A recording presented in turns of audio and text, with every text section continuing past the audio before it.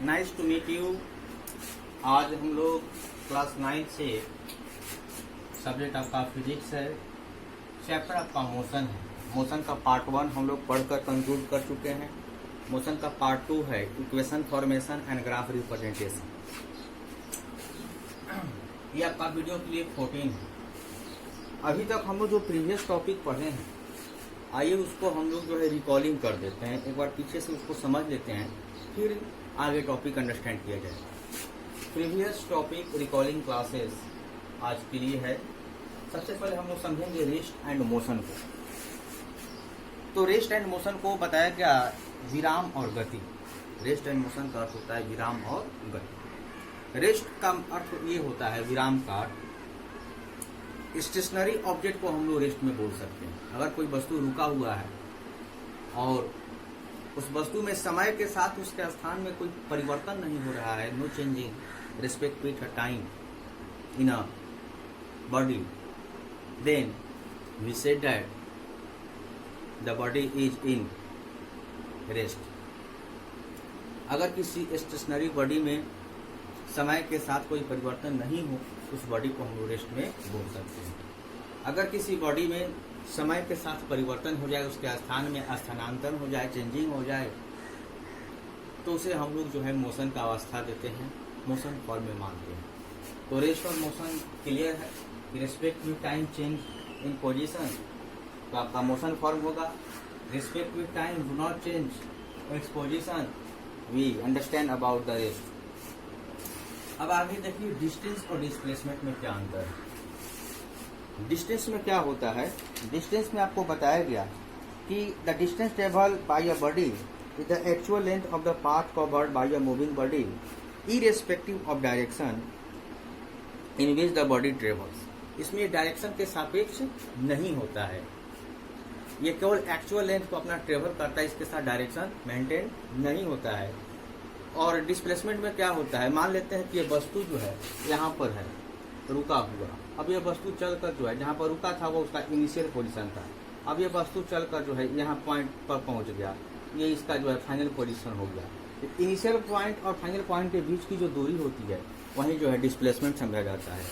The distance between initial and final point of the object is displacement. इसीलिए कहा गया कि डिस्टेंस जो है आपका स्केलर क्वांटिटी है, क्योंकि उसके पास केवल मैग्नीट्यूड है तो 5 किलोमीटर डिस्टेंस ट्रेवल किया, लेकिन डायरेक्शन उसके साथ नहीं है। लेकिन डिस्प्लेसमेंट में क्या होता है, उसके साथ जो है डायरेक्शन भी ऐड होता है। डिस्टेंस तो रहता ही है, मैग्नीट्यूड तो रहता ही है, साथ ही साथ डायरेक्शन भी होता है। तो जिसके साथ मैग्नीट्यूड और direction as well as direction दोनों हो, वो आपका जो है डिस्प्लेसमेंट जो है वेक्टर क्वांटिटी हो जाएगा।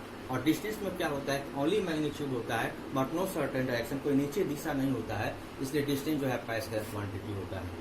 आप तो ये जानते ही हैं कि डिस्टेंस और डिस्प्लेसमेंट का ऐसा यूनिट मीटर पर सेकंड होता है, और दोनों का डिस्टेंस का भी और डिस्प्लेसमेंट का दोनों का क्या बोलते हैं उसको, सीजीएस यूनिट जो है आपका सेंटीमीटर होता है।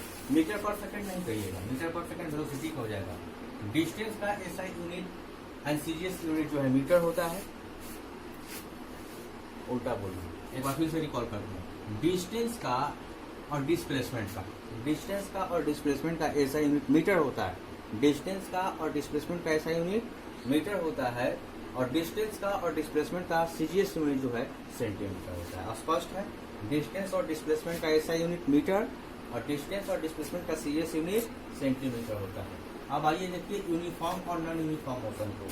अगर दिए गए समय में वस्तु अपने दिए गए दूरी को ट्रेवल कर जाता है तो उसको हम लोग यूनिफॉर्म समझते हैं। लेकिन अगर दिए हुए समय में वस्तु जो है अपने दूरी को मेंटेन नहीं कर पाता है तो उसे हम लोग नॉन यूनिफॉर्म बोलते हैं।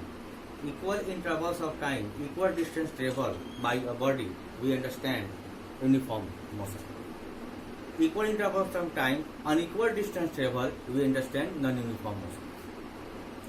यूनिफॉर्म मोशन में वस्तु जो है कांस्टेंट स्पीड के साथ ट्रेवल करता है, और नॉन यूनिफॉर्म में वस्तु जो है वेरिएबल स्पीड के साथ डिस्टेंस को क्या करता है, ट्रेवल करता है। डिस्टेंस टाइम ग्राफ में यूनिफॉर्म मोशन को स्ट्रेट लाइन से इंडिकेट करते हैं, और डिस्टेंस टाइम ग्राफ में जो है नॉन यूनिफॉर्म मोशन को जो है कर्व लाइन से इंडिकेट करते हैं। जैसे कि एग्जाम्पल जो है आपका जो है रबिंग बॉल हो जाएगा, वो डिफरेंट स्पीड्स के साथ जो है डिफरेंट डिस्टेंस को ट्रेवल करता है, इसलिए और जो है आपका जो है नॉन यूनिफॉर्म मोशन है। नॉन यूनिफॉर्म मोशन को जो है,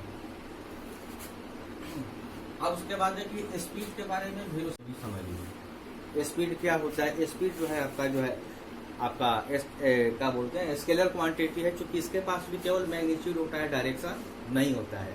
वेलोसिटी आपका वेक्टर क्वांटिटी है, इसके साथ मैग्नीट्यूड भी होता है और डायरेक्शन भी होता है।